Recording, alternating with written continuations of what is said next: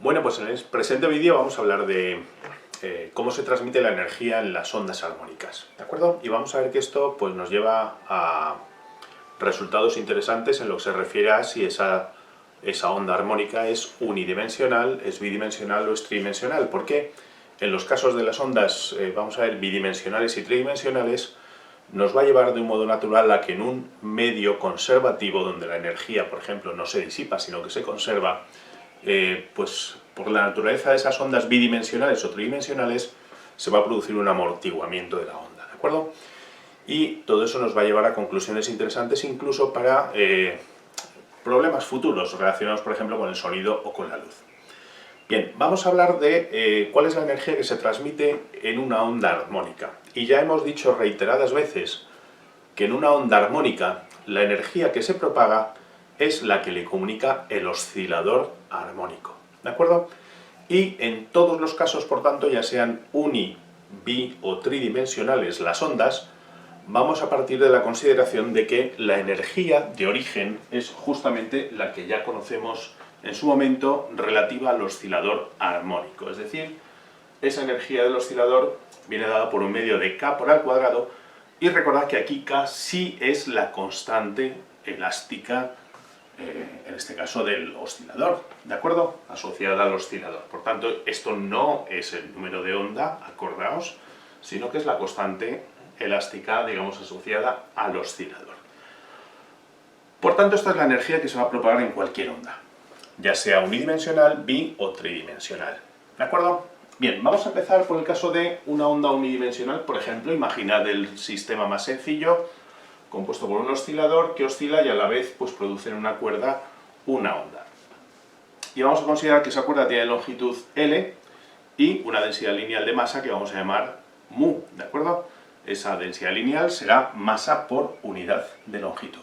Bien, esta energía, por tanto, de este oscilador se transmite a toda la cuerda, ¿de acuerdo? Si nos fijamos en un punto, por ejemplo, vamos a considerar este segmento que hemos pintado en amarillo, de longitud incremento de L, y vemos cuál es la energía que llega a este punto y a todos los demás, digamos, similares, diríamos, bien, pues como la constante K, si recordamos, ¿de acuerdo?, la podemos escribir como m por omega al cuadrado,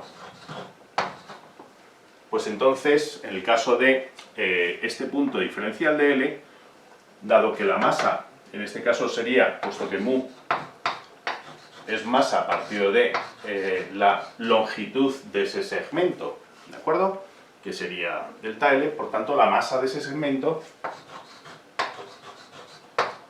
sería mu por delta L, por incremento de L, ¿de acuerdo? En consecuencia, la energía que llega a este segmento tendrá la forma de un medio de la masa, que en este caso hemos dicho que sería mu por incremento de L, por omega al cuadrado y por a al cuadrado. Y por a al cuadrado. Bien, por tanto esta es la energía que se propaga. La energía que se propaga en esa cuerda va a venir dada por esta expresión. Y vamos a analizar qué significa esto, ¿de acuerdo? Bien, fijémonos en que todos estos términos que aparecen aquí, un medio de mu por delta L, son constantes. Esto es un valor constante dependiendo de las características de la densidad lineal y el segmento de longitud o la longitud total de la cuerda que nosotros queramos elegir, ¿de acuerdo? Por tanto, esto es un término constante. Entendemos que la frecuencia del oscilador es también constante y a su vez esa frecuencia es la misma frecuencia de la propia onda. Por tanto, este término también es constante, ¿de acuerdo? Lo cual quiere decir, como conclusión, es que en las ondas unidimensionales, si el medio es conservativo, es decir, si no se disipa energía en el medio, eso significa que la amplitud de la onda es constante, ¿de acuerdo? Porque todos los demás factores lo son, y por tanto, si la energía se conserva, la amplitud permanece constante.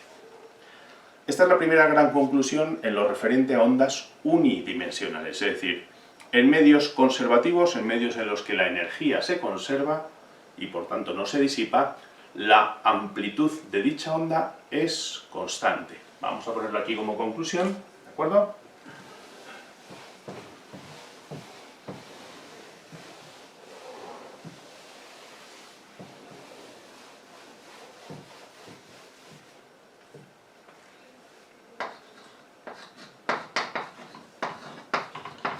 Es decir, que en ondas unidimensionales, por tanto,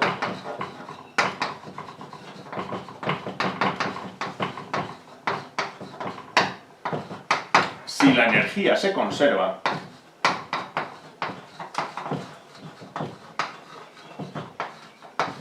entonces la amplitud permanece constante, ¿de acuerdo? Es decir, que el aspecto que tendría una onda armónica unidimensional que se propagase en un medio no disipativo, en un medio conservativo, vendría a ser este aspecto. Es decir, donde la onda, digamos, tiene una amplitud constante. Ahora bien, a tenor de esta expresión, la conclusión que también sacamos es que si por algún medio, y esto es, digamos, lo habitual, es decir, los medios conservativos, digamos, el espacio vacío, las ondas se pueden propagar sin pérdida de energía, es decir, conservando la energía, ¿vale? Pero, por ejemplo, en medios como el aire o en medios como los líquidos, pues se producen distintos procesos que al final la energía no se conserva, sino que se disipa, ¿de acuerdo? En consecuencia, si un medio es disipativo y pierde energía mediante una amortiguación, eso significa que la amplitud va decreciendo. Es decir, que si el medio es disipativo, tendríamos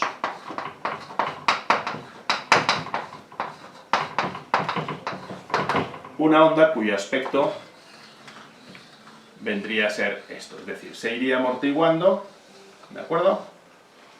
La misma frecuencia, pero sin embargo sería una onda amortiguada, que llamamos, ¿vale?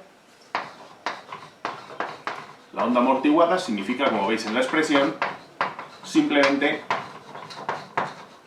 que su amplitud disminuye porque los demás factores siguen siendo constantes, ¿vale? Por tanto, en ondas unidimensionales, en principio en medios conservativos, la amplitud permanece constante. En el caso de una onda bidimensional, fijaos, por ejemplo, que esto sería una onda bidimensional, las ondas que se producen en una superficie de agua. Observemos que la oscilación se produce en el punto donde yo estoy golpeando con el dedo, ¿de acuerdo? Y la onda se propaga en dos dimensiones en forma de lo que llamamos frentes de onda circulares. Es decir, veis ahí que la oscilación genera lo que llamamos un frente de onda circular.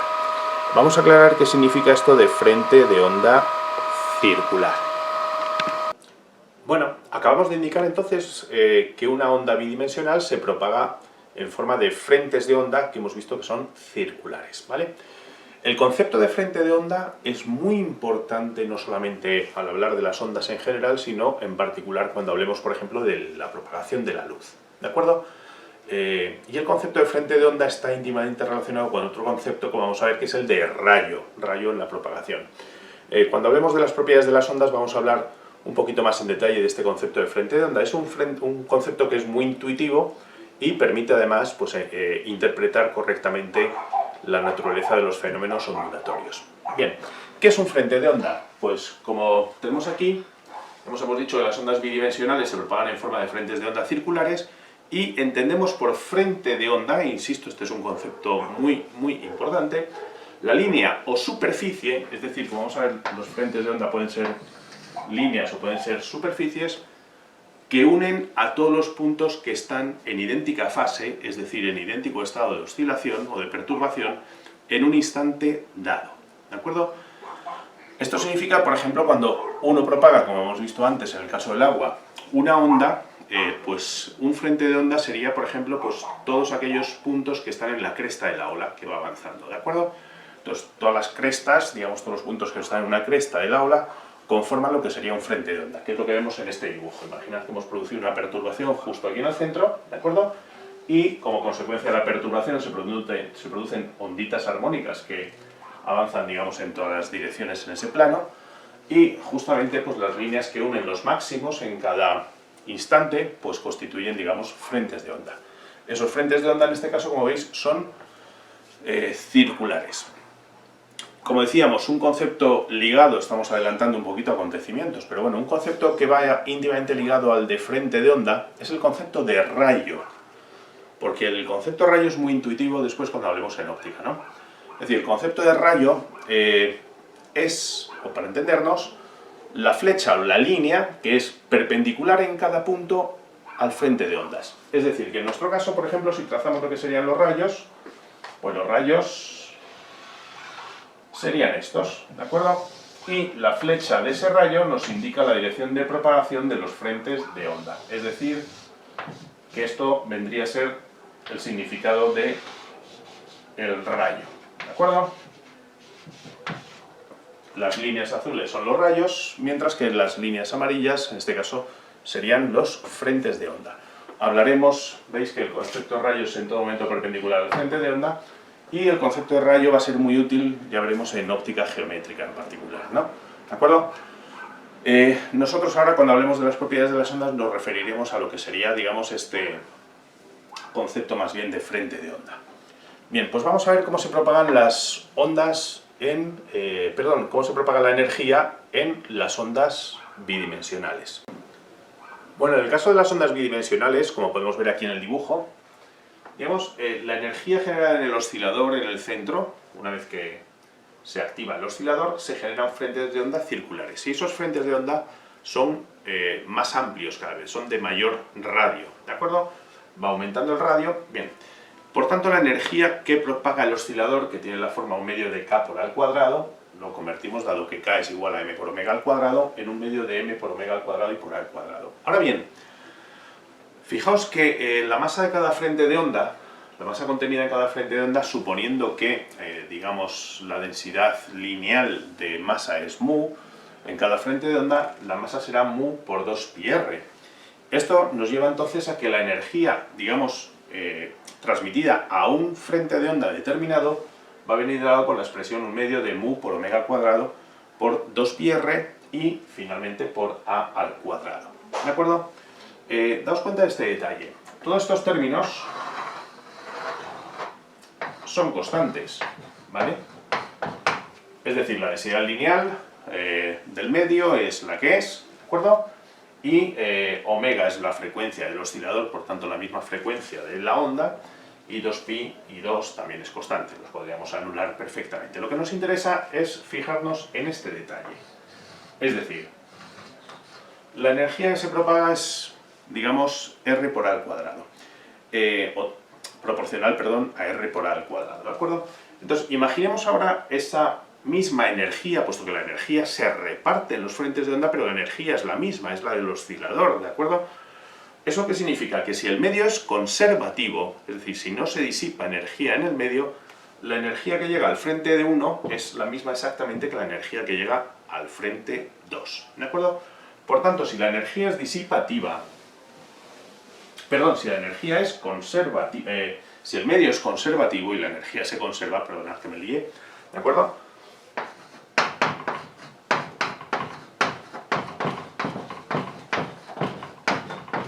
Eso significa entonces que la energía del frente 1 tiene que ser igual que la energía que llega al frente 2, ¿de acuerdo?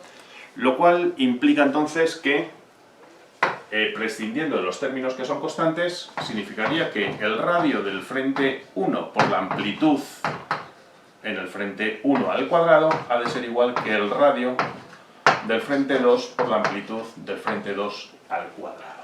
Es decir, se tiene que producir, si insisto, si el medio es conservativo, si el medio es no disipativo, ¿de acuerdo? Se cumpliría esta relación que tenemos aquí, a medida que la onda se propaga. ¿Qué significa eso? Eso significa, lisa y llanamente, que la amplitud, como veis, es proporcional al inverso de la raíz cuadrada de la distancia. Es decir, en una onda bidimensional, En una onda bidimensional, por su propia naturaleza, por la propia naturaleza de la onda bidimensional, la onda se amortigua, la amplitud decrece. La amplitud decrece con el inverso de la raíz de r. ¿De acuerdo?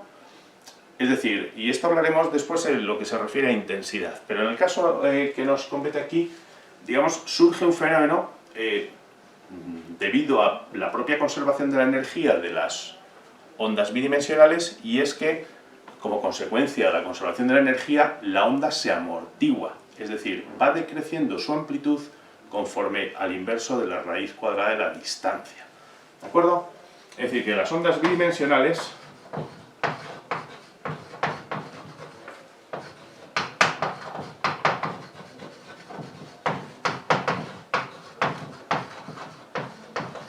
se amortiguan, decrece su amplitud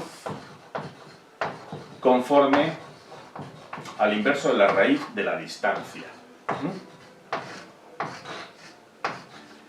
Y esto es algo que seguramente, pues, digamos, podemos observar fácilmente. Si nosotros lanzamos una piedrecita en un estanque en reposo, ¿de acuerdo? Pues vemos que al principio las ondas tienen mayor amplitud, pero a medida que se van distanciando, esas olitas van decreciendo hasta que finalmente prácticamente han desaparecido, ¿de acuerdo? Entonces, ese fenómeno de amortiguamiento de la onda que avanza es consecuencia de su carácter bidimensional, ¿de acuerdo? Pero insisto, es consecuencia sobre todo de la conservación de la energía. Estamos hablando en todo momento de ondas que se propagan en medios conservativos, ¿de acuerdo? Evidentemente, si el medio fuese disipativo, se amortiguaría con mucha más rapidez, ¿de acuerdo? Habría que introducir una constante, un término de amortiguamiento, ¿de acuerdo? Y la amplitud decrecería más rápidamente, pero aquí estamos hablando solamente del caso más sencillo de medios conservativos, de medios que no son disipativos, ¿de acuerdo? Y como consecuencia de la naturaleza de la onda bidimensional, pues esta se amortigua. Consideremos ahora el caso de las ondas tridimensionales, ondas que se propagan en las tres dimensiones, ¿de acuerdo? Si el medio es isótropo y la onda, por tanto, se propaga exactamente por igual en cualquier dirección, los frentes de onda en este caso son esféricos, ¿de acuerdo? De ahí que las ondas tridimensionales se conozcan también como ondas esféricas. Es decir, el dibujo que hemos hecho antes para una onda plana, en frentes de onda circulares, se transformaría ahora, digamos, en frentes de onda que son esféricos, ¿vale? Que es lo que tenemos representado justo en este dibujo. Bien, la energía del oscilador ahora se va a propagar por todo el frente de onda esférico. En consecuencia, si la energía del oscilador, como hemos venido diciendo hasta ahora, es un medio de m por omega cuadrado y por a cuadrado, y consideramos que ese medio tiene una densidad superficial, puesto que son frentes de onda superficiales, estamos hablando, por tanto, de cuál es la masa de un frente de onda superficial, ¿de acuerdo? Si la densidad superficial de masa la llamamos sigma, como masa por unidad de superficie, en el caso de un frente de onda esférico, la masa de ese frente de ondas sería sigma por s, o sea, sigma por 4pi r al cuadrado, ¿de acuerdo? Y esto nos lleva finalmente a que la energía contenida en cada uno de los frentes de onda, es decir, la energía que corresponde a cada uno de esos frentes de onda, vendría dado por un medio de omega cuadrado sigma por 4pi r cuadrado por a cuadrado. Bien, al igual que antes, lo que nos interesa justamente aquí es tener en cuenta que todos estos términos que tenemos aquí son constantes, ¿de acuerdo?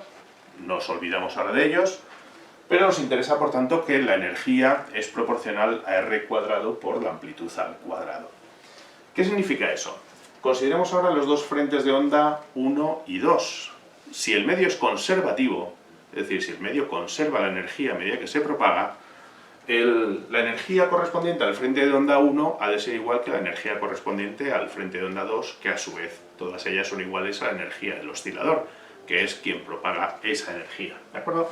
Por tanto, en este caso, fijaos, la conclusión a la que llegamos es que si la energía se conserva,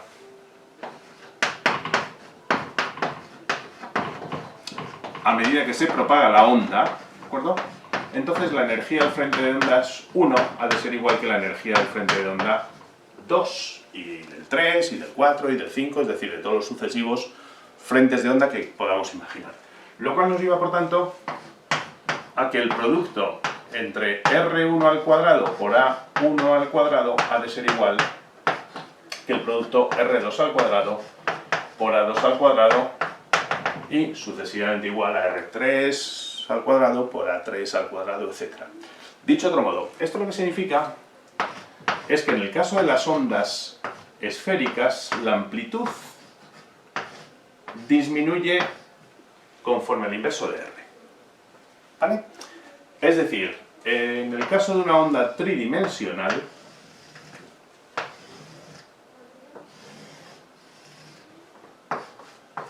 la onda se amortigua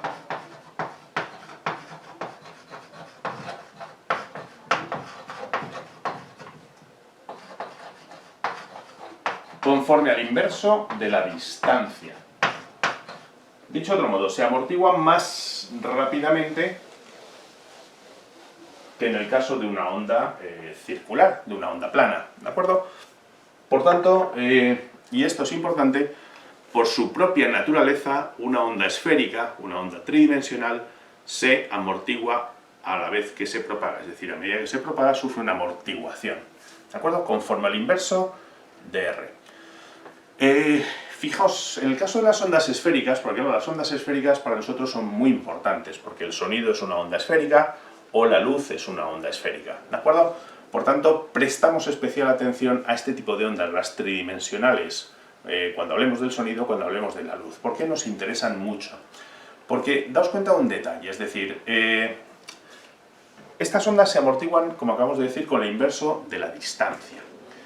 Sin embargo, recordamos que hay fenómenos en la naturaleza, como la propagación de la luz, del que hemos hablado en alguna ocasión cuando hablamos de gravitación, o la propia gravitación, o la propia interacción electrostática, por ejemplo, fenómenos que disminuyen con el inverso del cuadrado de la distancia.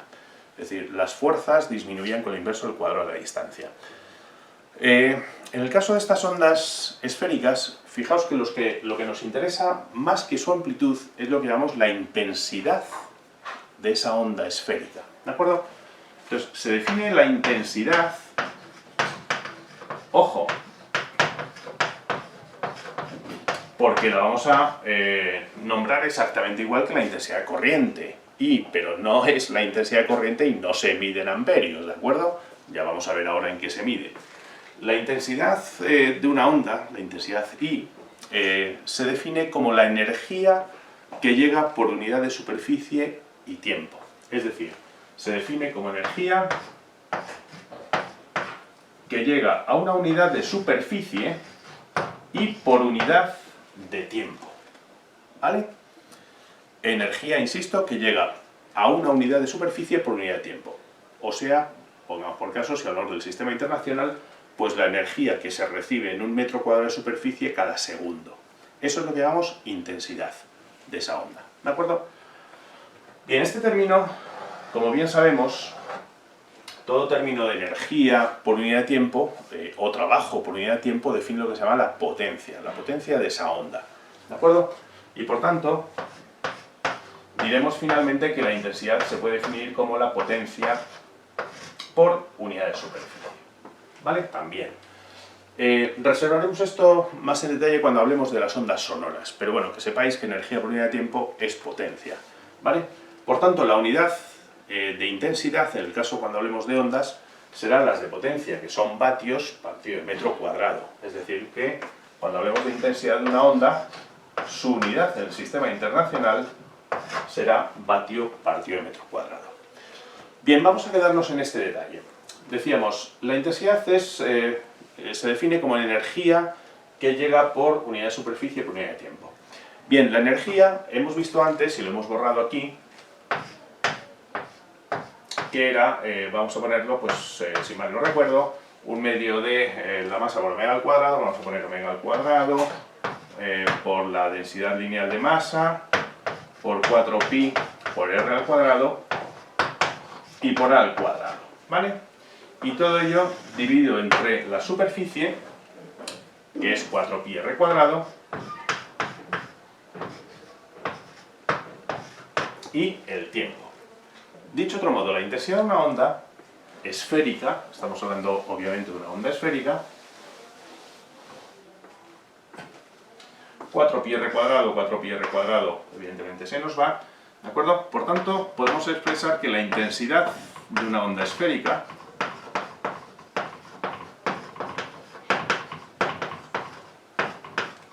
en este caso sería, fijaos, omega cuadrado por sigma por al cuadrado, o sigma por omega cuadrado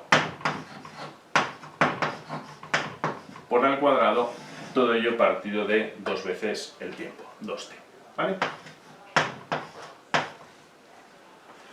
Bien, esta expresión no la vamos a utilizar básicamente, pero lo que sí, es decir, no vamos a hacer, digamos, problemas numéricos con ella, pero lo que sí nos interesa mucho es que la intensidad de una onda esférica es proporcional a la amplitud al cuadrado.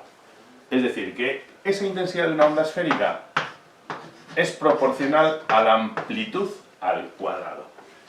Y como hemos visto que en el caso de una onda esférica la amplitud es proporcional, es inversamente proporcional a la distancia, es decir, la amplitud decrece conforme a 1 partido de r, entonces la amplitud al cuadrado decrece conforme a 1 partido de r al cuadrado. Anda, ahí tenemos la famosa ley del inverso del cuadrado de la distancia, es decir, en el caso de ondas, y repito, esto es aplicable al sonido o aplicable a la luz, ondas tridimensionales, ondas esféricas, su intensidad decrece con el inverso del cuadrado de la distancia. ¿De acuerdo?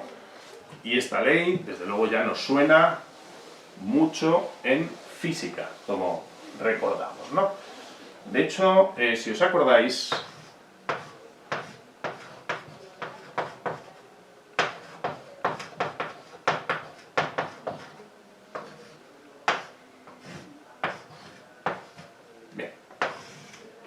digamos que este es lo que nos interesa, ¿de acuerdo? La intensidad de una onda esférica, por tanto, decrece con el inverso del cuadrado de la distancia. Y si os acordáis, cuando hablábamos de gravitación, poníamos el ejemplo precisamente para hablar de por qué la interacción gravitatoria disminuye con el inverso del cuadrado de la distancia. Hacíamos el símil con la luz. Y en la luz es famoso y se puede demostrar con una simple linterna y unos cuadraditos de superficies, como hacíamos en su momento, demostrar que efectivamente la intensidad decrece con el inverso del cuadrado de la distancia. ¿De acuerdo? Bueno, pues ahí veis cómo en el caso de esas ondas tridimensionales, sonido, luz, pues prima esta ley del inverso del cuadrado de la distancia. Pero recordad porque es importante, es decir, estamos hablando en todo momento de que el medio es conservativo, ¿de acuerdo? Es decir, es un medio conservativo, es un medio por tanto no disipativo, y en los medios conservativos, digamos, la intensidad de la onda disminuye con el inverso del cuadrado de la distancia. ¿Es esto cierto en la realidad? Pues por ejemplo en el caso del sonido no. Es decir, ¿por qué? Porque el sonido requiere de un medio material para propagarse. En general los medios materiales pues son absorbentes, es decir, no son medios conservativos, ¿de acuerdo? Son medios más bien disipativos, aparece, digamos, unas constantes de amortiguamiento y por tanto el sonido deja de percibirse evidentemente, o la intensidad se hace prácticamente imperceptible mucho antes de lo que se deduciría, digamos, de esta idea que tenemos aquí, que sería un medio perfectamente conservativo y nada disipativo, ¿no? Pero, por ejemplo, en el caso de la luz, puesto que la luz se puede propagar por el vacío, por el medio interestelar, el medio interplanetario, la luz se comporta perfectamente según esta ley del inverso del cuadrado de la distancia. Por tanto, ya hablaremos de esto, pero bueno, incluso cuando hablemos de ondas sonoras, nosotros vamos a considerar que los medios son conservativos, aunque esto, como vamos a ver después, cuando hablemos de estas ondas, pues nos conducirá a resultados que, bueno, nos pueden parecer un poquito sorprendentes de hasta qué distancia puede percibirse un sonido de no sé cuántos decibelios, etcétera, etcétera, etcétera, ¿vale? Ya hablaremos de ello más adelante, pero en principio, bueno, consideraremos en todos los momentos que son medios perfectamente conservativos.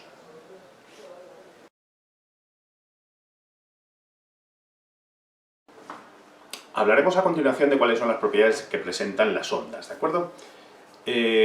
Las ondas presentan una serie de propiedades, algunas de ellas no son solamente ondulatorias, pueden ser compartidas exactamente por partículas, por corpúsculos también. Sin embargo, hay otras que son netamente ondulatorias, ¿vale? ¿A qué propiedades nos referimos? Nos referimos a las siguientes. Fijaos, dentro de las propiedades que asumimos para las ondas estarían, en primer lugar, reflexión y refracción, ¿de acuerdo? Es decir, una onda cuando llega a la superficie de separación de dos medios puede reflejarse. Y vamos a ver que esa reflexión sigue una ley, que es la ley de la reflexión, una ley bastante sencilla, pero esa ley de reflexión también la comparten las partículas, porque fijaos por ejemplo en el caso del juego del billar, el juego del billar se basa en leyes físicas esencialmente, ¿no? Entre ellas, pues quizás las más importantes, la conservación del momento lineal, ¿de acuerdo?, que va a determinar la dirección de movimiento de las bolas de billar, pero también la reflexión con las paredes de la mesa. Y la reflexión con las paredes de la mesa sigue, como vamos a ver, también la ley de la reflexión, ¿de acuerdo? Bien, segunda propiedad, la refracción. ¿Qué es la refracción? La refracción es el cambio que se produce en la velocidad de propagación de la onda cuando pasa de un medio a otro de distinta densidad. ¿De acuerdo? Cuando esto se produce, esto también afecta al caso de la luz, ya lo veremos, cuando pasa, por ejemplo, de propagarse en el vacío a propagarse en un medio material. Cambia su velocidad y vamos a ver que una consecuencia de ese cambio de velocidad de propagación es que cuando la onda incide oblicuamente, es decir, salvo en incidencia perpendicular a la superficie, en cuyo caso no se produce ningún tipo de desviación, sin embargo, si esa onda incide en dirección oblicua, vamos a ver que al pasar al otro medio, la consecuencia es que cambia la dirección de propagación. Se produce un cambio en esa dirección de propagación, no solo en la velocidad, sino también en la dirección. ¿De acuerdo? Bien. Pero insisto, la reflexión y la refracción ocurre para ondas, pero también para corpúsculos. Por tanto, no son propiedades netamente ondulatorias. ¿De acuerdo? Sin embargo, las comparten las ondas, por eso las incluimos dentro de las propiedades de las ondas.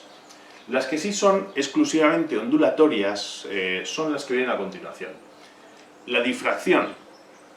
¿Qué es la difracción? Pues la difracción, como vamos a ver, es lo que nos explica, por ejemplo, el que podamos escuchar una bocina, un claxon a la vuelta de una esquina, por ejemplo, es decir, el sonido se difracta. Las partículas, si tuviesen que atravesar, por ejemplo, una abertura y el resto fuese una pared y solamente una abertura, si lanzáramos partículas, esas partículas solamente pasarían las que estuviesen en la dirección de la abertura y pasarían en línea recta. Es decir, en el caso de un modelo de partículas, todas las partículas que atraviesan esa abertura incidirían justamente en la dirección del movimiento, pero no podrían desviarse en otras direcciones. En el caso de las ondas esto es distinto, es decir, cuando atraviesa una onda una abertura, vamos a ver que como consecuencia de un principio, bueno, de un modelo que vamos a hablar, que es el modelo de Huygens, pues cada punto de esa abertura se comporta como un foco emisor de ondas y hace que esas ondas se puedan esparcir y moverse en todas las direcciones. El resultado es que una onda puede doblar una esquina, cosa que nunca haría una partícula, ¿vale? Y esa es la razón por la que, por ejemplo, pues cuando vamos en una carretera sinuosa, en una carretera de montaña, con muchas curvas y rocas y no se ve lo que puede venir, pues solemos tocar el claxon, porque el claxon sí es capaz de dar la vuelta a la esquina, puesto que es una onda, ¿de acuerdo? Bueno, pues de esa propiedad, que es la difracción, también vamos a hablar. Otra muy importante, esta solamente también se da en ondas, son los fenómenos de interferencia, ¿de acuerdo? Ya hablaremos de ello. Dos ondas similares, pero que llevan un cierto desfase una respecto de otra, vamos a ver que pueden interferir. Y eso va a producir, pues, o bien una amplificación, es decir, un aumento de amplitud, o incluso una extinción, es decir, hacer que la amplitud resultante de la onda, suma de esas dos, sea cero, por ejemplo, ¿no? Esos fenómenos son interesantes, particularmente interesantes también en el caso de la luz, pero también los veremos y haremos alguna experiencia en el caso del sonido, referido a interferencias, ¿de acuerdo? Y por último, hay una propiedad que es exclusiva de un tipo de ondas, que son las transversales, ¿de acuerdo? Que es la propiedad de la polarización. Esta propiedad la dejaremos, puesto que las ondas sonoras, por ejemplo, no son transversales, y sin embargo sí lo son las electromagnéticas, Esta propiedad hablaremos de ella más adelante cuando hablemos de las ondas electromagnéticas, ¿de acuerdo? Y haremos ahí un inciso sobre esta última propiedad referida a lo que son las ondas transversales. Bien, para hablar de las propiedades de las ondas y de cómo se pueden explicar, vamos a hacer uso de un modelo muy sencillo y muy intuitivo, que es el modelo de Huygens. Bueno, pues en 1690, o sea que ya como veis tiene un largo recorrido toda esta historia, ¿no? Christian Huygens propuso un modelo para explicar la propagación de las ondas, ¿de acuerdo? ¿Os acordáis? Anteriormente vimos cómo, por ejemplo, cuando golpeamos con un dedo en la superficie de agua, se producen frentes de onda circulares que avanzaban a lo largo de la superficie de onda, ¿no? Imaginemos, por ejemplo, este frente de ondas. Bien, lo que nos viene a decir Huygens es que si una onda se propaga, por ejemplo, con velocidad v en un medio, al cabo de un cierto tiempo t, habrá recorrido una distancia que será igual al producto de v por t, ¿de acuerdo? Entonces, lo que nos viene a decir Huygens es que ese frente de ondas que se propaga, cuando alcanza, por ejemplo, a una sucesión de puntos, a una serie de puntos A, B, C y D, estos se comportan como focos emisores de frentes de onda circulares. Es decir, se comportan como si fuesen ese dedito que va golpeando y generando nuevas ondas, ¿de acuerdo? De modo que en un tiempo t, pues ese frente de ondas habrá recorrido una distancia d por t y por tanto será un frente de ondas que tendrá esta forma. Pero en este punto habrá recorrido exactamente la misma distancia y por tanto el frente de ondas también tendrá el mismo radio, al igual que el frente de ondas del punto C o el frente de ondas del punto D. Es decir, todos estos frentes de ondas producidos por los puntos A, B, C y D tienen exactamente el mismo radio al cabo de cierto tiempo. Y la envolvente, es decir, en este caso la línea tangente común a todos estos semicírculos que producen ese nuevo frente de ondas, esa envolvente, esa tangente, genera lo que sería el nuevo frente de ondas. Por tanto, como veis, este sería ese nuevo frente de ondas. Al cabo del doble tiempo, pues otra vez aquí tendríamos los puntos A', B', C'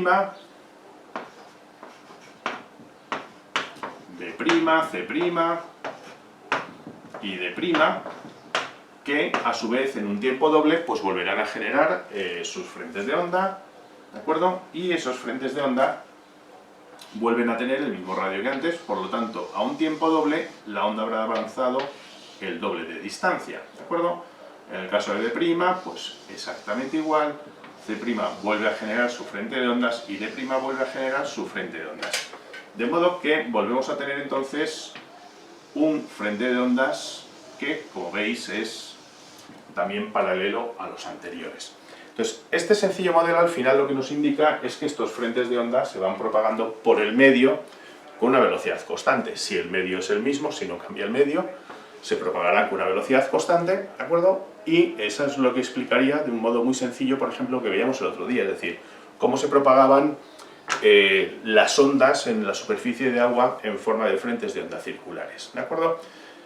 Y este modelo de propagación nos va a servir para explicar, por ejemplo, la reflexión de la luz, la ley de reflexión, perdón, la reflexión de la luz, no, la reflexión de las ondas, la ley de reflexión, que se cumple para todas las ondas, y también nos va a explicar, pues, tanto la refracción, como vamos a ver después, como la difracción, por ejemplo, ¿de acuerdo? Por tanto, vamos a ver que es un modelo muy útil para poder entender perfectamente todas estas leyes que vamos a ver ahora.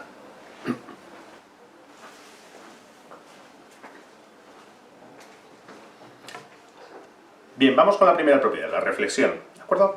Y vamos a utilizar este concepto que hemos visto del modelo de Huygens, donde cada punto, digamos, donde llega un frente de ondas se convierte a su vez en foco emisor de ondas circulares, ¿de acuerdo? Para explicar el fenómeno de la reflexión. Imaginemos, por ejemplo, una onda, como esta que tenemos aquí, que avanza en una sucesión de frentes de onda planos, ¿de acuerdo? Y esta sucesión de frentes de onda pues llega a una superficie de separación de un medio, una superficie reflectante, ¿vale? El primer frente de ondas, que hemos llamado 1, incide sobre el punto A. En ese instante, el punto A se convierte en foco emisor de de ondas circulares, ¿vale? La onda sigue avanzando, esta sería la segunda secuencia, es decir, el frente de ondas 1 sigue avanzando hasta al cabo de un cierto tiempo t, donde en todos los casos se recorre la distancia d igual a v por t en ese instante, pues ha llegado al punto B, el frente de ondas 1. Por tanto, el frente de ondas 2 llega de nuevo al punto A. Cuando el frente de ondas 2 llega al punto A, en A ya se había emitido un frente de ondas circular. Por tanto, el frente de ondas circular que se emite en el punto A cuando el frente de ondas 1 ha llegado a B, tendrá exactamente el radio d, que es la distancia que hay de un frente a otro en un instante t. ¿De acuerdo? Por tanto, se habrá producido un circulito, un frente de onda circular de radio d. Bien, la secuencia sigue aquí arriba, es decir, la onda sigue llegando, los frentes de onda siguen llegando, ahora el frente de ondas 1 está en el punto C, el 2 está en el punto B y el 3 está en el punto A. Bien, el frente de ondas 3 que llega al punto A hace que ya en ese instante, en el punto A, se hayan emitido ya dos frentes de onda, es decir, cada uno de radio d, y por tanto el frente de ondas original, el primero que se emitió, ahora tendrá un radio dos veces d, ¿de acuerdo? Mientras que en el punto B, ya al cabo de un cierto tiempo, pues tendrá un radio d, y por tanto tendremos ese frente de ondas que tenemos ahí semicircular, mientras que en el punto C se va a producir ahora un frente de ondas, ¿de acuerdo? Seguimos la secuencia. Bien, este dibujo al final que tenéis aquí es un poquito en barriga, pero bueno, sobre todo entendamos lo que significa esto. En el mismo instante tenemos este frente de ondas emitido por A, que ya ha llegado a este punto, y el frente de ondas emitido por B, que está exactamente ahí. Bien, pues la envolvente, es decir, en este caso la tangente común a esos dos frentes de onda en el mismo instante, que es justamente esta línea que tenemos aquí azul, esta que hemos dibujado en azul, eso nos indicaría el frente de ondas reflejado. ¿De acuerdo? Porque en el mismo instante el frente de ondas emitido por A ya está aquí, mientras que el emitido por B está aquí. Y por tanto, esta línea azul es la línea tangente a esos dos frentes de onda que están exactamente en idéntica fase y en el mismo instante, ¿vale? Por tanto, como veis, este frente de ondas azul es ya un frente de ondas que sale reflejado. Bien, seguimos la secuencia, A, B, C, D, y uno se puede dar cuenta que en este caso en el punto A ya tenemos tres frentes de onda, en el punto B tenemos dos frentes de onda, en el punto C tenemos un frente de onda, y si trazamos exactamente los frentes de onda reflejados, que serían las tangentes a los frentes de onda comunes en el mismo instante, serían este y este. Y aquí ya hemos prolongado pues lo que sucedería. Bien, veis que la construcción geométrica, pues, salvo que tengáis un poquito de arte en el tema del dibujo lineal, pues requiere usar compás, regla, etcétera. Pero si lo hacéis, por lo menos los de dibujo técnico, que esto igual os gusta, pues vais a ver cómo se cumple esa ley de la reflexión, ¿no? Es decir, ya de entrada lo que empezamos a ver aquí es que estos frentes de onda que vienen en esta dirección se parece bastante a la dirección con la que salen reflejados esos frentes de onda que tenemos ahí, ¿de acuerdo? Y esto lo vamos a ver mucho mejor si lo que hacemos es coger el concepto que decíamos otro día, el concepto de rayo. ¿Os acordáis que decíamos que el concepto de rayo es la flecha o la línea perpendicular a los frentes de onda en todos los puntos, ¿de acuerdo? Por tanto, si cogemos el rayo, el concepto de rayo, pues este sería el rayo de incidencia, ¿vale? En esta dirección, y como veis, si ahora trazamos la perpendicular, este sería el rayo reflejado, ¿vale? Y nos vamos a dar cuenta de que esos dos rayos, el rayo de incidencia y el rayo reflejado, si los medimos sus ángulos respecto de esta dirección perpendicular o normal a la superficie, ¿vale? Pues tendremos ahí lo que llamamos la ley de la reflexión. Y es que este ángulo con el que viene el rayo incidente, el rayo que llamamos de incidencia, ese ángulo de incidencia, es exactamente este mismo ángulo que vamos a llamar I' de reflexión. ¿De acuerdo? Entonces veis cómo con el modelo geométrico de Huygens llegamos a la conclusión de la ley de la reflexión. ¿Vale? La ley de la reflexión, para entendernos y ya dibujarla de un modo, digamos, más sencillo, especificando solamente los rayos, pues nos viene a decir eso. Es decir, si nosotros tenemos una superficie de separación de dos medios, ¿de acuerdo? El rayo incidente, que sería este, y el rayo reflejado, que es este, forman exactamente el mismo ángulo con la dirección perpendicular, ¿vale? De modo que este ángulo que llamamos I de incidencia es igual que el ángulo I' de reflexión.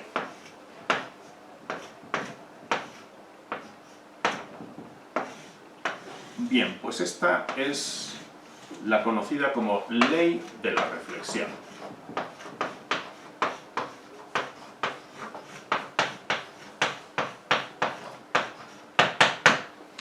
Esta ley, insisto, antes lo comentábamos, ¿no?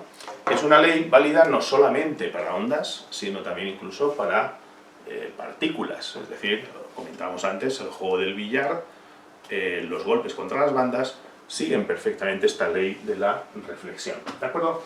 Y esta ley de la reflexión, pues vamos a ver que se tornará muy importante en el caso de la luz, porque justamente toda la óptica de espejos se basa en esta ley, en la ley de la reflexión, que como veis es bien sencilla, es muy antigua, es una ley muy antigua, conocida ya desde la antigüedad, y quizás es una de las leyes más simples de la física, ¿no? El ángulo de incidencia es exactamente igual que el ángulo de la reflexión.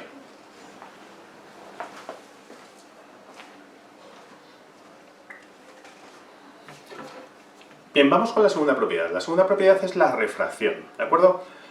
Fijaos que cuando una onda llega a la superficie de separación de dos medios, pueden ocurrir los dos fenómenos que estamos hablando, ¿no? Por una parte se va a reflejar, ¿vale? Puede producirse la reflexión, pero si esa onda es capaz de transmitirse en el segundo medio, por ejemplo, imaginad la luz cuando pasa del aire al agua, se puede transmitir perfectamente, sucede otro fenómeno que es la refracción. La refracción es una consecuencia de la distinta velocidad de propagación de la onda en cada uno de esos dos medios, ¿de acuerdo? Entonces vamos a ver que se pueden producir dos fenómenos y los vamos a explicar con el modelo de Huygens. Imaginad el primer caso. El primer caso nosotros tenemos, este es el medio 1, del que vienen los frentes de onda, ¿de acuerdo? Separados una distancia, vamos a llamar de 1, y vamos a imaginar que en este medio la onda se propaga con una velocidad v1 que es mayor en este medio que en este medio segundo, ¿vale? Es decir, vamos a considerar por tanto que la velocidad de propagación v2 es menor que en el medio v1 y por tanto la distancia que recorre en igualdad de tiempo, esa onda va a ser menor en el medio 2 que en el medio 1. Bien, hemos dibujado aquí los distintos frentes de onda que han llegado a los puntos A, B y C, ¿de acuerdo? Y en el instante en que llega C, pues en el punto B ya se había producido un frente de onda que va a tener un radio de 2, hemos dicho que será menor que de 1, que sería esta distancia, ¿vale? A su vez, el punto B ha emitido un foco y un frente de ondas, perdón, y el frente de ondas emitido por A ya han salido dos frentes de onda, es decir, este frente es el que corresponde en tiempo con el correspondiente a B. Por tanto, si dibujamos la envolvente, que decíamos que era la tangente común a los frentes de onda en el mismo instante, pues en el mismo instante son este frente y este frente, y por tanto este sería el frente de ondas que representaría esa nueva situación, ¿de acuerdo? Aquí hemos representado ya cómo serían los sucesivos frentes de ondas, que como veis estarían espaciados por una distancia de 2, ¿vale? Y ahí vemos la consecuencia fundamental que se deriva del hecho que se propague a distinta velocidad, y es que, fijaos que estos frentes de onda tienen otra dirección de propagación distinta que estos que venían aquí. Esto lo vemos perfectamente si lo representamos mediante los consabidos rayos, es decir, si este es el rayo de incidencia, que es perpendicular a los frentes de onda en cada uno de los puntos, pues al dibujar aquí la línea perpendicular a los nuevos frentes de onda, vemos que estas dos direcciones no coinciden. De hecho, cuando lo representamos frente a esa línea normal que hemos dibujado antes, esa línea perpendicular, ¿vale? Si este es el ángulo de incidencia, vamos a llamarlo, y este lo vamos a llamar el ángulo de refracción, que lo vamos a representar por la letra R, nos damos cuenta, en este caso, de que ese ángulo de refracción es menor que el de incidencia. Es decir, que en esta situación vamos a ver que el ángulo de incidencia es mayor que el ángulo de refracción. Por tanto, se produce una desviación que hace que ese rayo se aproxime a la normal, ¿vale? Bien, fijaos que ahí tenemos representada justamente la situación inversa que puede producirse, es decir, supongamos ahora que pasa de un medio 1 a un medio 2 y que en el medio 2 se propaga con mayor velocidad, ¿de acuerdo? Si se propaga con mayor velocidad en el medio 2, V2 es mayor que V1 y por tanto las distancias de 2 en el mismo instante serán también mayores que de 1. Por tanto, si representamos nuestros frentes de onda, del mismo modo que hemos hecho antes, ahora en el medio 2 las distancias de 2 son mayor que la distancia de 1, ¿de acuerdo? Por tanto, los frentes de onda ahora son más amplios, como veis, y el que ha salido del punto B en el instante en que el frente de onda llega a C, ahora tiene este radio que es de 2, pero el que ha salido del punto A ya han salido 2, este y este. Evidentemente esta distancia será 2 veces de 2, ¿de acuerdo? Por tanto, en el mismo instante tenemos este frente de ondas debido al foco A y este frente de ondas debido al foco B. Como veis, la tangente o envolvente a estos dos frentes de onda en el mismo instante es esta línea azul que tenemos aquí. Y aquí hemos representado ya las sucesivas líneas o frentes de onda que irían saliendo, en este caso por aplicación del método de Huygens. Vale, bien, veis que en este caso es evidente lo que sucede, y es que la dirección de los frentes de onda refractados cambian de dirección pero se alejan de la normal.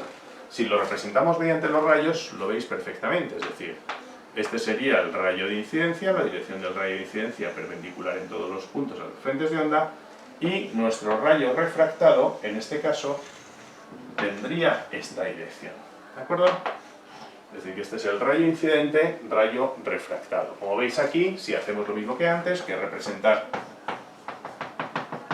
los ángulos frente a la normal,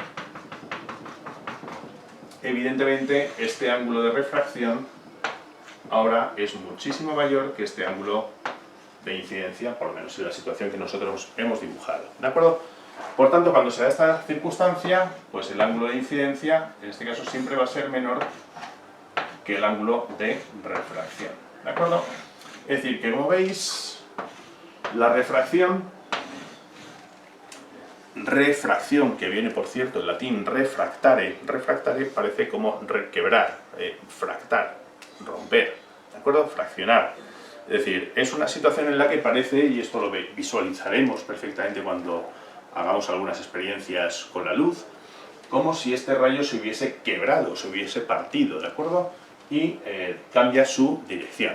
Ese es el fenómeno de refracción, el fenómeno por el cual una onda cambia de dirección de propagación como consecuencia de cambiar la velocidad de propagación de un medio a otro, ¿de acuerdo? Sobre todo quedaos con este hecho porque fijaos que esta circunstancia que acabamos de ver aquí, de si la velocidad de propagación en el medio 2 es menor que el medio 1, entonces el ángulo refractado, el ángulo de refracción, perdón, es menor que el de incidencia, va a ser la piedra angular para cuando hablemos de la luz poder discernir si la luz en realidad es un fenómeno ondulatorio o por el contrario podríamos pensar que la propagación de la luz es en forma de corpúsculos. Esto es un debate que duró hasta bien entrado el siglo XX, ¿de acuerdo?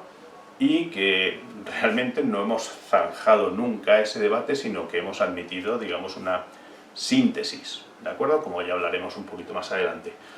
Pero lo que sí podemos afirmar es que la luz en su propagación lo hace de forma ondulatoria, porque eso es lo que nos va a demostrar, ya veremos cuando hablemos de la refracción de la luz, justamente los resultados a los que llegamos mediante el método ondulatorio.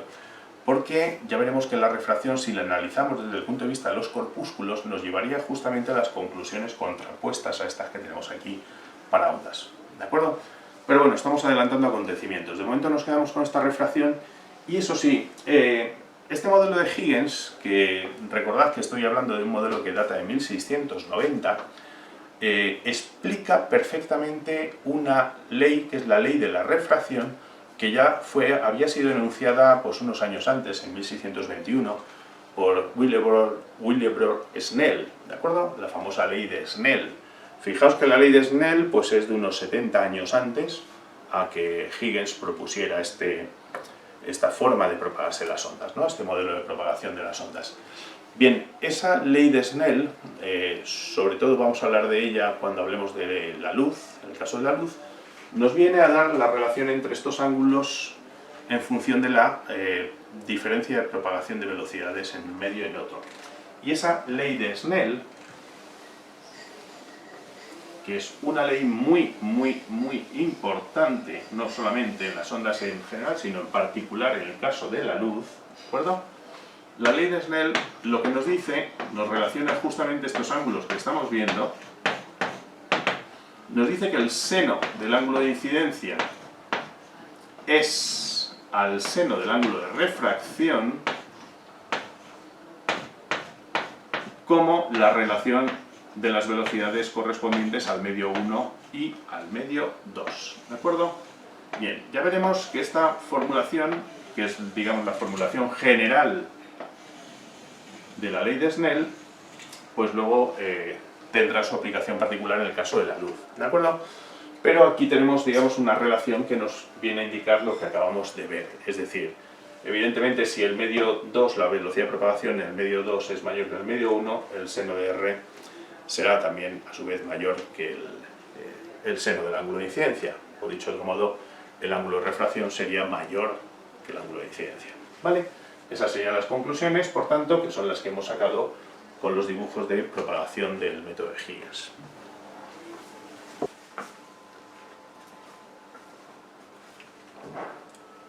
Tercera propiedad de la que vamos a hablar, la difracción, ¿de acuerdo?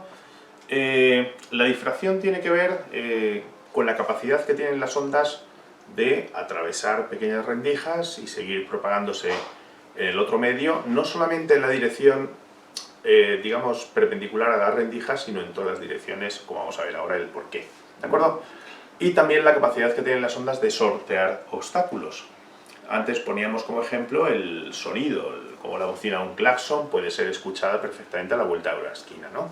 Entonces, para ello imaginemos en el modelo de Huygens, vamos a suponer un modelo muy simple, ¿vale? Porque luego, cuando hablemos de la luz, vamos a ver que esos patrones de difracción que se obtienen tienen que ver con un hecho, y es que en esa abertura que estamos imaginando no solamente hay un foco puntual, sino hay multitud de focos puntuales y las ondas emitidas por cada uno de esos focos, digamos, también interfieren entre ellas, ¿de acuerdo?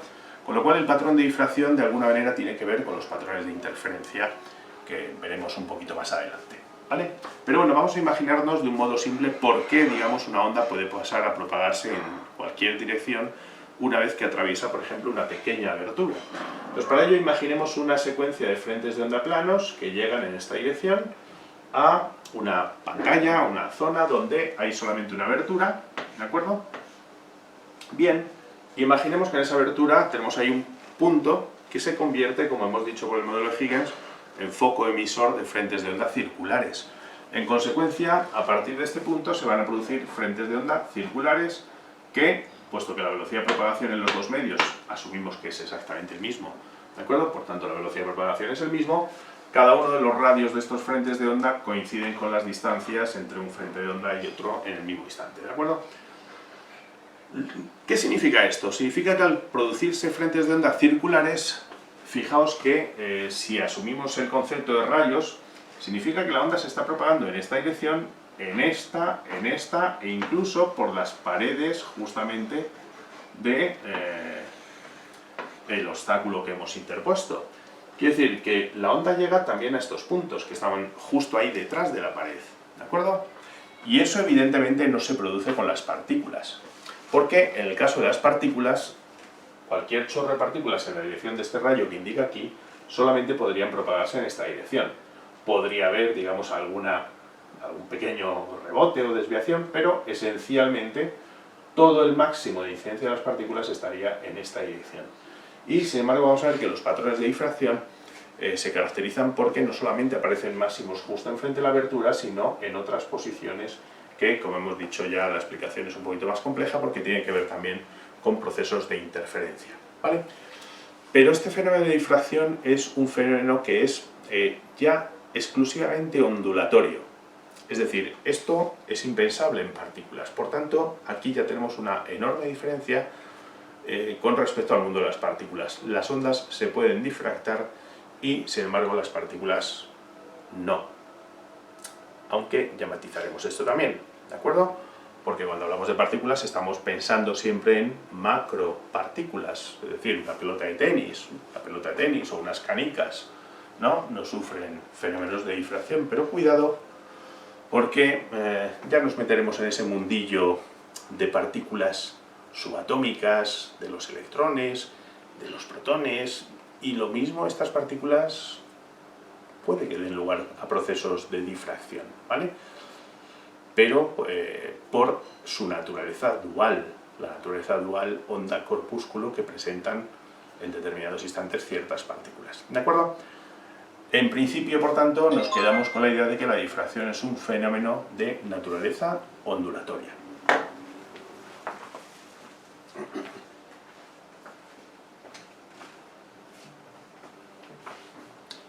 Bueno, y por último vamos a hablar de la cuarta propiedad. Ya hemos dicho antes que la quinta, la polarización, la vamos a dejar aparcada de momento para cuando hablemos de la luz, ¿de acuerdo?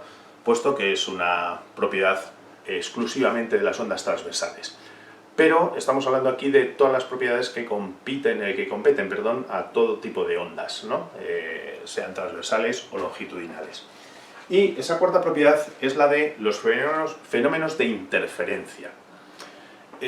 Fijaos que los fenómenos de interferencia es posible que los hayáis observado alguna vez. Bueno, seguramente incluso lo sabéis cuando sintonizamos radios, en determinados momentos de repente se solapan unas emisoras y otras. Bueno, ahí hay fenómenos de interferencia, pero por ejemplo las habréis visto seguramente también en el caso de las propias olas, las olas del mar, ¿no? Es decir, si tenemos un oleaje de una cierta amplitud, de repente, bueno, pues esa ola que viene puede que se solape, se superponga con otra que vuelve reflejada en las rocas o lo que sea, y en un momento dado vemos que aumenta la amplitud de esas dos olas que se solapan en ese medio, ¿no? De alguna manera eso también es un fenómeno de interferencia. Para entender los fenómenos de interferencias, vamos a imaginarnos dos ondas que se propagan exactamente en el mismo medio, ¿de acuerdo? Dos ondas, vamos a llamarlas I1 e I2, que son idénticas, es decir, tienen su misma longitud de onda, su mismo periodo, ¿de acuerdo? Por tanto, su misma frecuencia, son la misma amplitud, de hecho también, ¿de acuerdo? Pero una de ellas está ligeramente desfasada respecto de la otra, ¿vale? Presenta un cierto desfase, está la onda 2 ligeramente retrasada respecto de la onda 1. Bien, cuando estas dos ondas llegan a un punto del medio cualquiera, en cualquier dirección en su propagación, en el caso de las ondas es aplicable ese famoso principio de superposición del que hemos hablado en numerosas ocasiones, que cuando hablamos de magnitudes vectoriales como intensidad de campo eléctrico, intensidad de campo gravitatorio, ese principio de superposición se aplica vectorialmente, pero en el caso de magnitudes que son algebraicas, como es este caso de las ondas, pues simplemente es la adición, la suma algebraica de esas dos ondas. Por tanto, cuando estas dos ondas llegan a un medio, a un mismo punto del medio, vamos a tener una onda resultante que va a ser la suma de I1 más I2, de esas dos ondas, ¿de acuerdo? Por tanto, la onda resultante, como veis, vamos a sacar factor común A, porque en este caso lo va a ser, pues será seno de kx menos omega t más seno de kx menos omega t y menos delta, ¿vale? Bien, ¿cómo resolvemos esto? pues aquí supongo que os acordaréis de algo que veíamos en esa parte inicial del curso de física que llamábamos herramientas matemáticas, donde hacíamos pues, un pequeño repaso de cuáles eran las principales herramientas y decíamos la trigonometría es una herramienta fundamental, ¿de acuerdo? Y ahí vimos que una de esas propiedades que nos van a venir ahora mismo a huevo, en este caso, es lo que tenemos aquí, seno de A más seno de, vamos a llamar, por ejemplo, a este paréntesis que tenemos aquí, lo vamos a denominar A, ¿de acuerdo? Y a este paréntesis que tenemos aquí, vamos a denominarlo todo el B, ¿de acuerdo? Y supongo que recordaréis esta famosa identidad, donde seno de A más seno de B equivalía a 2 veces coseno de A menos B medios por el seno de A más B medios, ¿de acuerdo? De hecho, pues es fácilmente demostrable, con un poquito de tranquilidad, esta identidad que tenemos ahí, ¿de acuerdo? Bien, pues vamos a utilizar esta identidad de trigonometría precisamente para resolver qué es lo que va a suceder en el caso de las interferencias de ondas, ¿de acuerdo? Por tanto, vamos a borrar por aquí arriba y vamos a seguir el desarrollo por aquí arriba.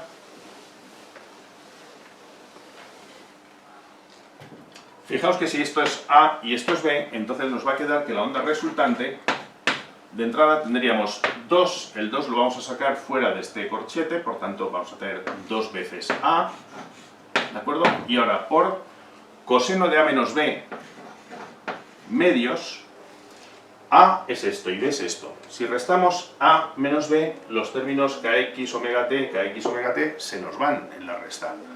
Y A menos B menos menos delta, pues nos queda arriba delta medios. Por tanto, tenemos el primer término, coseno de A menos B medios, se nos transforma en coseno de delta medios. Y el segundo término, fijaos que sería por seno de A más B medios. A más B es kx más kx, que es 2kx, omega t y omega t, que sería 2 veces omega t, por tanto tenemos 2kx, 2 omega t, todo ello dividido entre 2, y finalmente delta medios, menos delta medios nos quedaría, ¿de acuerdo? Por tanto, esto lo podemos escribir, si os dais cuenta, como seno de kx menos omega t. Como era 2 y 2 dividido entre 2, hemos quitado ya simplemente ese denominador, y el denominador solamente afectaría a esa constante de fase delta medios, ¿vale? Bueno, pues esto que tenemos aquí es el resultado de ese fenómeno interferencial, ¿vale?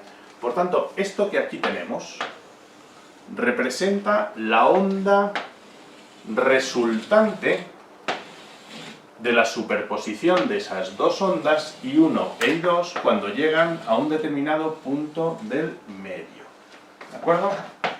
Es decir, esta es la onda resultante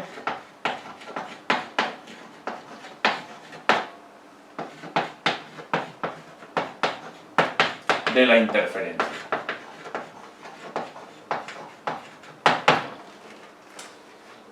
Y esta expresión es lo que debemos analizarla ahora, ¿no? Porque nos va a llevar a conclusiones extraordinariamente interesantes. Fijaos, por ejemplo, vamos a ir borrando ya por aquí abajo.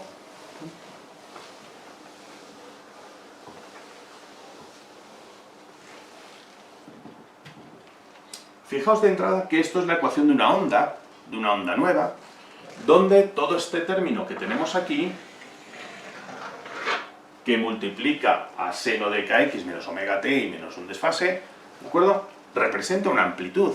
Es decir, ese término que tenemos ahí realmente representa la amplitud de esa onda nueva. Vamos a llamar a esa amplitud A', por tanto esa amplitud es 2 veces A por el coseno de delta medios. Vale, ¿qué significa esto?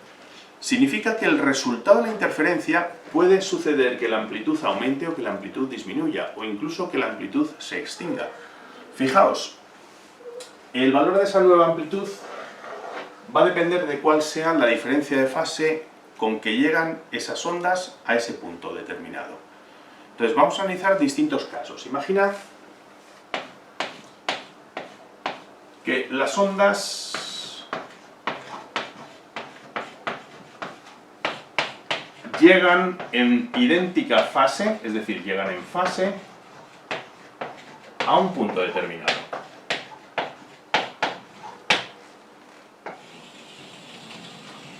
¿Vale? Primer caso, si las ondas llegan en fase, es decir, en fase significa que llega máximo con máximo o mínimo con mínimo. ¿De acuerdo? En esa situación, por tanto, la diferencia de fase sería 0 entre esas dos ondas. Y si la diferencia de fase es 0, coseno de 0 medios es obviamente coseno de 0, y el coseno de 0 es 1.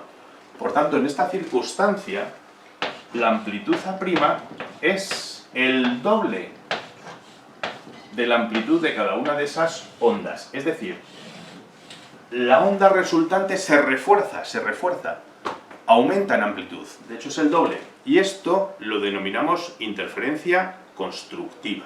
¿De acuerdo? Es decir, que a este fenómeno justamente lo llamamos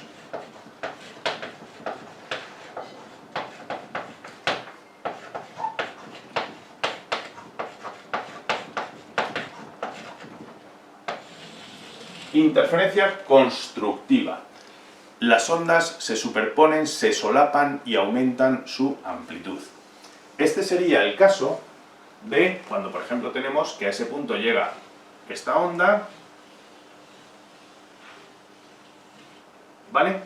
Y la otra onda está justamente en fase con ella. Es decir, que la otra onda sería, por ejemplo, una onda que estuviese perfectamente en fase con ella, ¿no?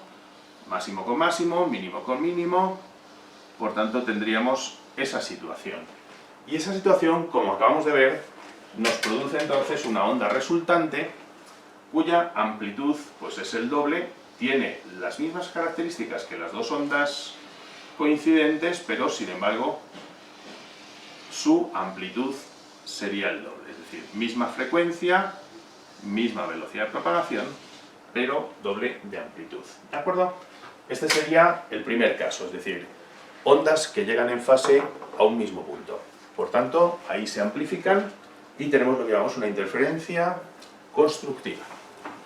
Ahora bien, ¿qué sucede si esas ondas llegan a un punto del medio en oposición de fase?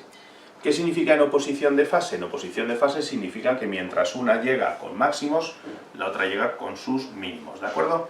Y por tanto, la diferencia de fase en este caso, de máximo a mínimo, evidentemente es pi. Por tanto, en ese caso la constante de fase delta sería pi radianes, ¿de acuerdo? Si es pi radianes, por tanto vemos que la amplitud de esa onda, 2a por coseno de delta medios, sería coseno de pi medios, y el coseno de pi medios es 0. Por tanto, la amplitud de la onda resultante sería 0, se ha anulado la onda. Es decir, ahí lo que tenemos es una interferencia destructiva.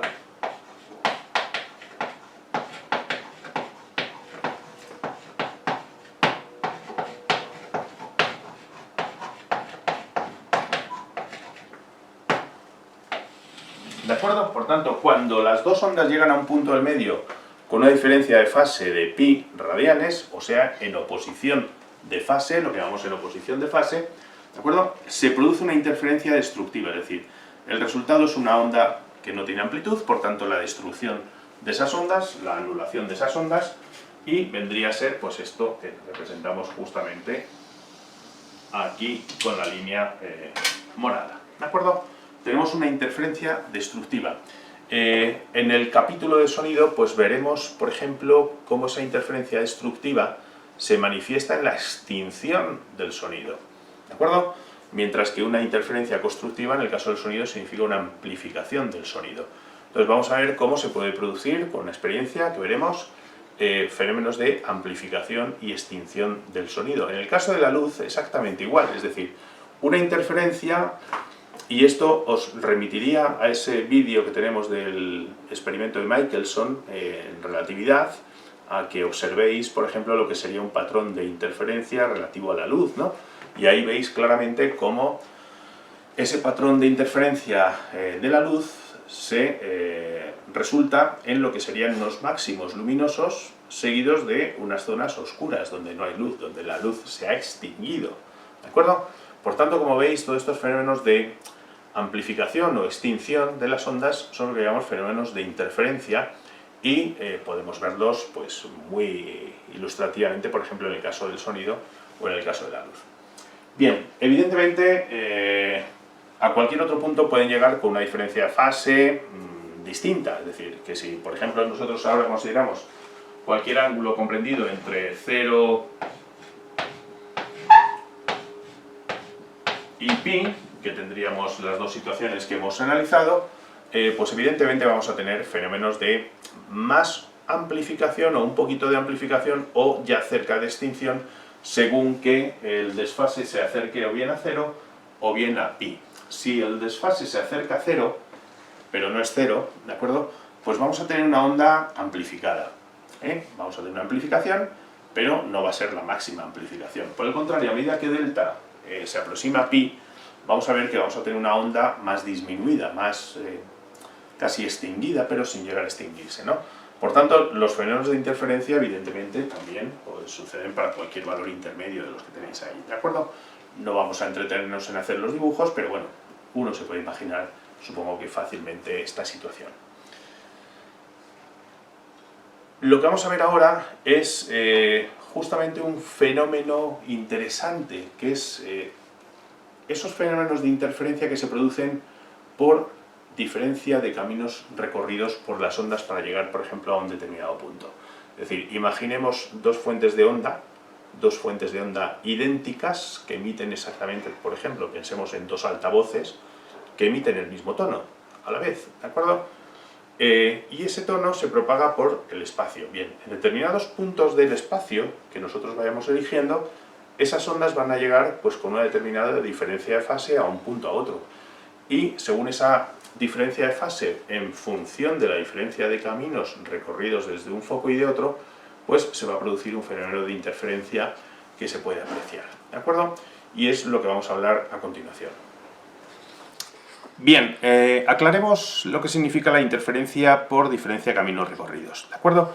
Imaginemos que estos dos clavos que nosotros tenemos aquí son focos emisores de ondas idénticas, las dos son exactamente iguales, ¿de acuerdo?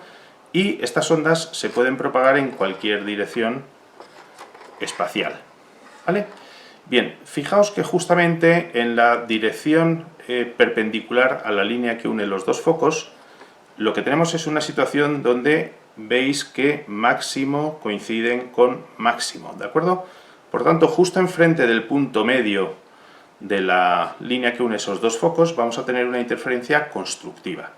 Ahora bien, si nos vamos a otro punto, por ejemplo, a esta situación que tenemos aquí, ahí vemos cómo en realidad el máximo de una coincide con el mínimo de la otra. Por tanto, justamente en esta situación, ya ligeramente separada del punto central, lo que tenemos es una interferencia destructiva. Es decir, en cuanto esto se ha desplazado lambda medios, tenemos una interferencia destructiva. Cuando vuelve a ser una longitud de onda, lo que es la diferencia de caminos, volvemos a ver que tenemos otra interferencia constructiva. Pero si seguimos moviendo, volvemos a tener una interferencia destructiva, ¿de acuerdo? Y finalmente, a medida que nos vamos moviendo, pues volvemos a tener, por ejemplo, otra situación de interferencia constructiva. Es decir, aquí vemos cómo según la diferencia de caminos, pues podemos ir teniendo interferencias constructivas, destructivas, etcétera, etcétera. ¿Cuándo se dan estas situaciones? Pues es lo que vamos a analizar justamente ahora. Bueno, pues como hemos visto en esta maqueta de la que hemos hablado, de la interferencia por diferencia de camino de recorridos, hemos visto que la clave de todo esto está en cuánto valga esta diferencia de caminos entre los dos focos y los puntos a los que vamos a ver si se producen máximos o mínimos, ¿no? Hemos visto que si los focos emiten justamente en el punto central de la distancia que separa esos dos focos, se producía un máximo, ¿no? Pero en ciertos puntos se puede producir, pues como veis, una oposición de fase y se daría un mínimo. Por tanto, la clave es cuál es la diferencia entre los caminos D2, es decir, delta D, esta diferencia de caminos D2 menos D1, Pues, ¿a qué equivale? Es fácil entender que si esta diferencia de caminos, imaginemos que de este foco sale una onda, por ejemplo, de esta manera, ¿vale? Y salen en fase también las ondas de este foco 2. Bien, si esta diferencia de caminos, como vemos en este dibujo, es de una longitud de onda, a partir de ahí, digamos, tendremos máximo, y como la longitud de onda de las dos es la misma, a igualdad de caminos, que sería a partir de aquí, los caminos serían idénticos, ahí tendríamos un máximo, ¿no? Por tanto, la condición para que se produzca, fijaos, un máximo en un determinado punto, es que esta diferencia de caminos equivalga a una longitud de onda, o a 2, o a 3, o a 4, o a 5. Por tanto, la condición que tendríamos de interferencia constructiva, en este caso,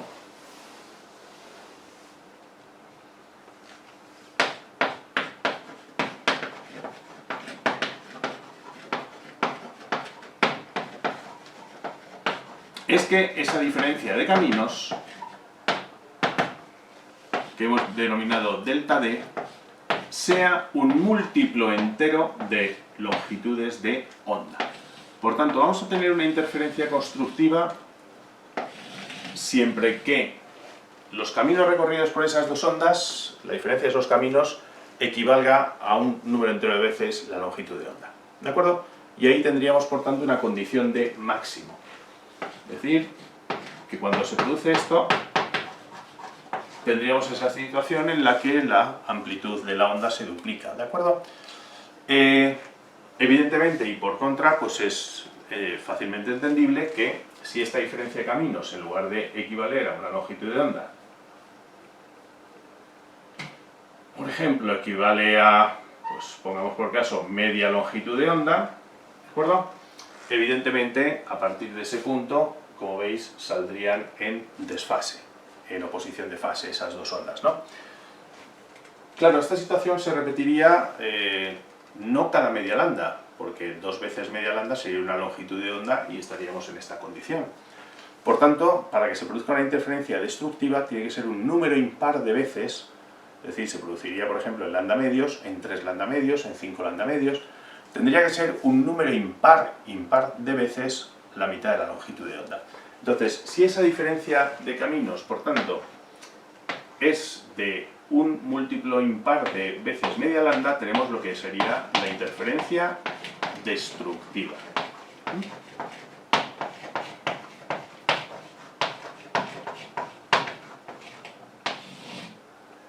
Por tanto, en el caso de la interferencia destructiva, esa diferencia de caminos tiene que ser un múltiplo impar, vamos a ponerlo por tanto como 2n más 1, puesto que 2n más 1, sea cual sea el valor de n, nos va a dar un número impar, 2n más 1 veces lambda medios.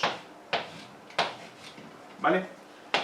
En consecuencia, cuando tengamos esta situación, donde la diferencia de caminos entre las dos ondas sea un múltiplo impar de veces lambda medios, vamos a tener una condición de mínimo. Es decir, vamos a tener una interferencia destructiva. Y esto vamos a ver que va a ser particularmente interesante cuando hablemos de la luz. De hecho, ya comentamos algo al respecto cuando hablábamos del interferómetro de Michelson en el tema de relatividad, ¿de acuerdo? Y poníamos el mismo ejemplo, es decir, básicamente ese patrón de interferencias que se producía ahí pues tenía que ver con esa diferencia de caminos recorridos por las ondas luminosas para llegar a cada uno de los puntos de la pantalla.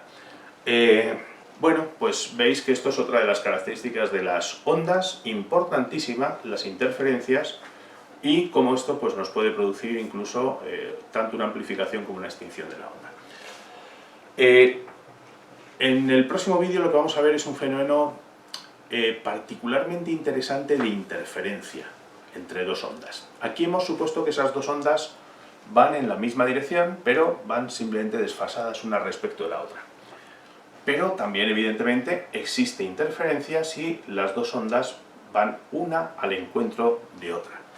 Y ese fenómeno interferencial de dos ondas que se propagan idénticas, pero en sentidos opuestos, nos va a dar lugar a un fenómeno muy interesante e importante en física, que es lo que llamamos el concepto de onda estacionaria. del cual hablaremos en el siguiente vídeo.